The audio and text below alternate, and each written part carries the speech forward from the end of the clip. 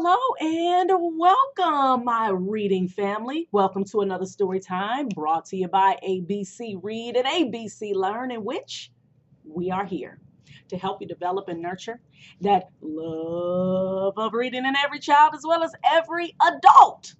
How are you all doing out there today, evening, middle of the night, real early in the morning, real late at night, wherever you are, whatever time of day it is? I hope that you all are just doing read the fabulous. All right, read a fabulous. All right. Yeah, you know me. I'm always trying to put, that reading up in there, right? Trying to encourage everybody to be readers, all right? Develop and nurture that love for reading, all right? And also, I hope that you all have read or you're planning to read for at least 30 minutes. All right, so that's what's up. That's what's up, y'all. Sorry, I took a look on the side. I'm sitting next to the window, and sometimes you'll be like looking straight ahead, and you kind of feel like something is like watching you or something like that. So I looked. I'm like, okay, somebody in my window. All right, don't think I'm crazy. All right, whatever. You think I'm a little crazy, but that's all right. Because guess what? I'm crazy about reading to you all. All right. So before we get started, I wanted to share with you guys something that I think a lot of parents sometimes don't really think about, especially, when our children are getting older, is that our children can be read to at any age. A lot of times we think of read alouds, we just associate reading aloud to the little people. You got your babies, pre-K, first, second, third. But it seems like when the kids start getting that 8-year-old, 9-year-old mark, it's like we kind of push that reading aloud aside. And actually, that is the time that kids really need it the most. Especially if you have kids who are, they're going into third grade, fourth grade, and those upper grades. A lot of times they either may be struggling with reading or they're not reading like they should be. And reading aloud is a great way to get them into reading. So please, parents, grandparents, caregivers, please do not stop reading to your children when they get older, even when they're in high school. All right, because I'm telling you, I'm gonna let you know now, when there are times when I'm reading to the kids, I'll make sure, and it's not consistently, but I try to, sometimes I try to make sure that when I'm reading to my younger children, I read to them consistently, but I try to make sure that my older kids are around to be able to listen as well. And even if I'm not reading a book, say, for example, you may pick an article out of the newspaper or from a magazine or an article that you read on your phone or your tablet. All right, so that's something else that you could be reading as well out loud, and that's something that everyone can benefit from.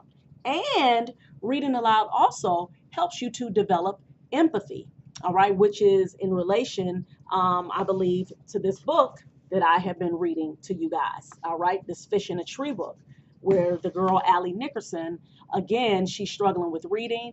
And also you have the other kids in the book, they're having their different issues as well that she's friends with, like Albert and Keisha, all right, in particular. And empathy, just to remind you guys what empathy means. Empathy is the ability to understand and share the feelings of another. All right, so books actually can do that, because when you are reading these stories or you're listening to these stories being read aloud, and you have a character, just like, for example, with Allie Nickerson, and how she is really, really struggling with reading. I mean, she's pulling out the stops, just like I read in the last chapter, how she put on that fake sling to try to, get out of that assignment, because she struggles with reading. And obviously if you're struggling with reading, you're struggling with writing as well.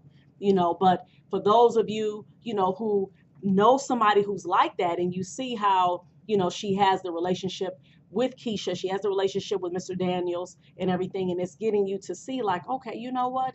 This is how I should be, towards someone who may have some different issues. It may be reading, it may be just anything that they're dealing with in school.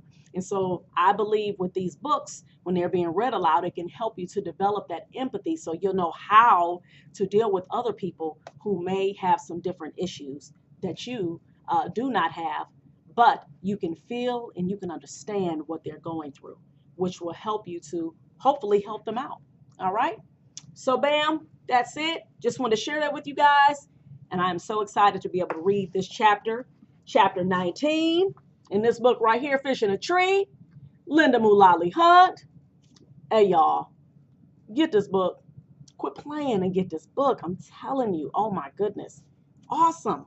Just absolutely awesome. All right. So let's begin.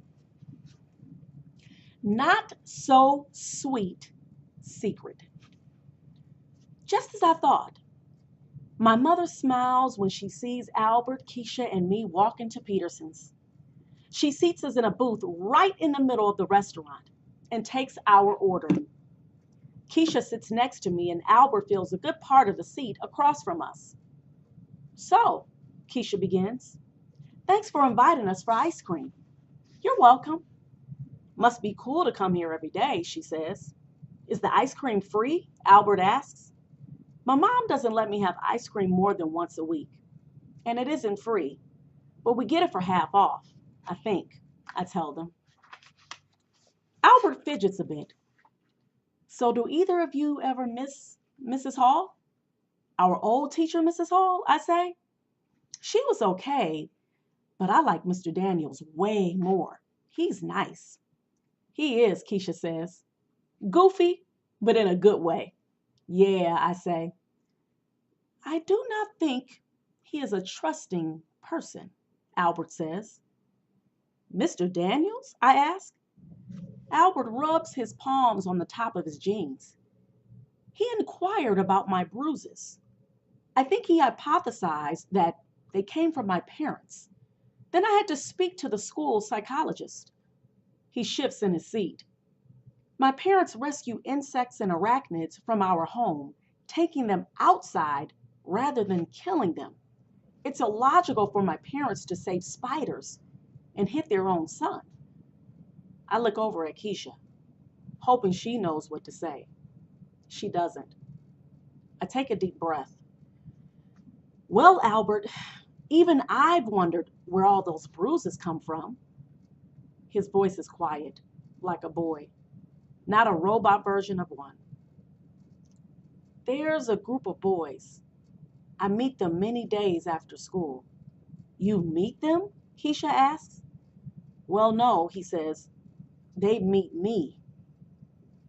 I'm sorry, I say. He nods once and then stares at the floor. Can't you tell anyone? I ask. Albert shrugs. Well, do you at least hit them back?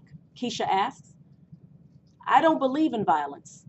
And anyway, it seems to me that big kids would get the blame in a fight. No one's going to think a big kid like me didn't start it. So they would assume I give the punches, not receive them. He stares at his vanilla ice cream and then looks up, maybe a little happier. This reminds me of ice cream on Ellis Island. You may have a skull full of brains, but again, Albert, no sense, Keisha says. When the immigrants came to America through Ellis Island, they would sometimes get ice cream for a treat, but they didn't recognize ice cream. They thought it was butter, so they spread it on toast. We laugh. I think this is like that. Those boys just think I'm a fighter, so they, well, fight me. No, Albert, Keisha says. They think you won't fight. They think you'll just keep being their punching bag. That's why they fight you. His eyebrows scrunch up. Albert, this is no joke, Keisha says. They leave nasty marks on you. Don't your parents get mad? My mother will hunt down anyone who did that to me. My father is busy with his inventions, and my mother has other things to worry about. You should ask them for help, I say. I think Keisha is right. He shrugs. I don't want help. I should be able to solve this. Albert, Keisha says, her dark eyes wide and angry. You can solve this. Just don't let those boys pound on you. You said you're bigger than they are. Yes, I call them the fire ants, a group of small beings that can become overwhelming. I laugh, but I'm sad on the inside. No, seriously, Albert. Keisha is downright mad now. Teach them a lesson. Hit them back. I don't think it is within my nature to hit someone. I will not meet violence with violence. I won't stoop to their level. Stoop to their level? I ask. If I act like them, I am no better, he says. Well, I say this is like trying to give Jello a spine, Keisha says. Albert squints, which makes me wonder if he's actually mad. Some of the most lethal creatures on Earth are invertebrates. Don't throw that science at me, Keisha says. All I know is that you need to stick up for yourself. If you just let them do that, it's like telling them it's okay. Albert stays quiet. Keisha's voice is no longer soft. I just don't get it, Albert. What in the world would it take for you to fight back? Albert looks upset. I know Keisha is trying to help him, but I think it's like throwing him an anchor for a life jacket. So, Albert, you've always liked science? I ask, trying to get another conversation going. But Keisha gasps and looks at the ceiling, frustrated with Albert. Yes, Albert says. But Allie, I would like to ask you a question. Sure, go ahead. Shay is not kind to many people, but I have observed that she is the most unkind to you, and I don't understand it. Do you know why? Yeah, Keisha says. She really does seem to have it in for you. Yeah, well, oh, is there a story? Keisha says. I just love a good story. There's no story. I won the art award last year. She was mad about that. Oh no, there's more of a story, all right. Now spill it. Let's just say she holds grudges. Spill it. Use the word grudges, and there has got to be a really good story. Well, on my second day here last year, I'd bought a bag of cheese crackers at lunch. I was assigned to sit next to her, which she wasn't so happy about. I was almost done with my sandwich when she grabbed the bag of crackers from the table and ripped them open and ate them. Are you kidding? She did that? I nod. I really don't want to finish the story. She is unbelievable, Keisha says, shaking her head. Anyway, I kind of had this habit of doing things without thinking. Well, I pause. I used to do it even more than I do now. So when she took a piece of cake out of her lunchbox, I reached over, sunk my fingernails through the frosting, grabbed a hunk, and stuffed it in my mouth. Keisha hangs over the table laughing while Albert looks like I stuck him with a pin. You did that? He asks, wide-eyed. And then, I really don't want to tell them this. Well, I licked the frosting off of my fingers. I asked her, so how do you like that? I cringe when I think of Shay's face. Total surprise, followed by looking at me like I was a disease on 2 feet. And somehow, deep down inside, I knew I'd pay for that forever. But Keisha is still laughing. That is the best. More people ought to put that girl in her place.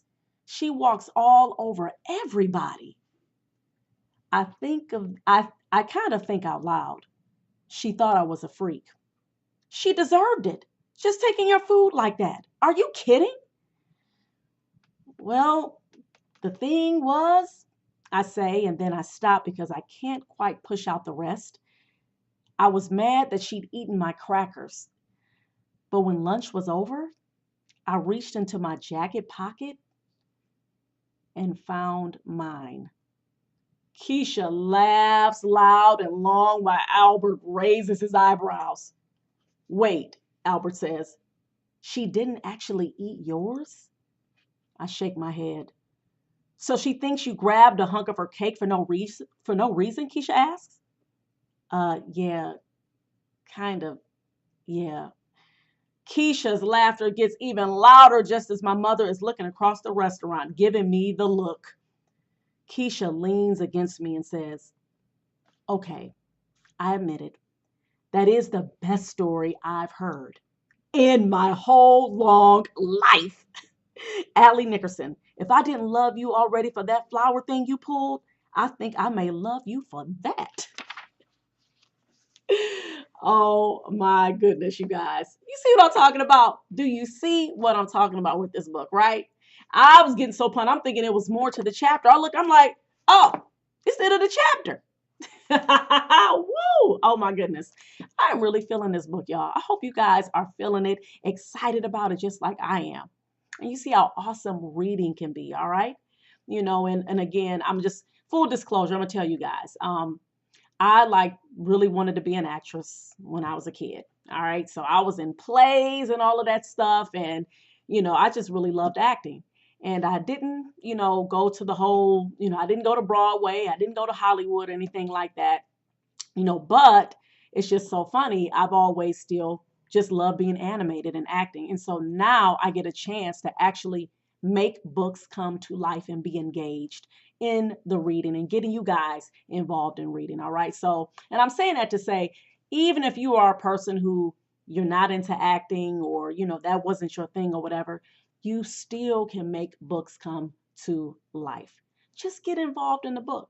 And I'll give you a little tip too. Even if you want to practice reading the book a couple of times to yourself out loud before you read it to your kids, or, if you're a teacher watching this, before you read it to your classroom, do that as well. All right, so get the practice in, because even I have to do that. I have to read the chapters over and make sure that I'm like, okay, this person is talking now. Okay, so all right, now this person, she's not, nobody's saying anything. This is just, Allie just, thinking to herself or whatever the case. So I have to flip it back and forth, and I have to practice before I do that. So, but nevertheless, I enjoy it all the way through, and I hope you guys are too as well.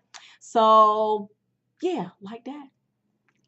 It's done. Over, over, over. All right. So like, subscribe, and share our videos. And remember to please keep reading for at least 30 minutes a day, y'all. Happy reading.